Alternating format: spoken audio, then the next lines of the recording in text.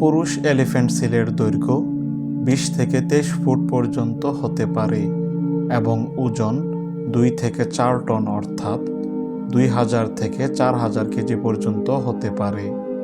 বিচমাস্টার তার হারিম রক্ষার জন্য এবং চ্যালেঞ্জার সে হারিম দখল করার জন্য রক্তক্ষয়ী যুদ্ধে লিপ্ত হয়।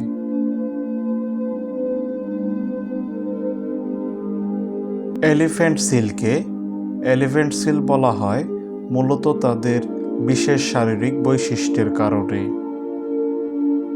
পুরুষ এলিফ্যান্ট সিলের নাক বা শুঁড়ের মতো বড় এবং মোটা একটি অঙ্গ থাকে, যা পূর্ণবয়স্ক হলে হাতির শুঁড়ের মতো দেখতে হয়। এই অঙ্গটি শুধু তাদের চেহারার জন্যই নয়, বরং তাদের আচরণের জন্যও গুরুত্বপূর্ণ।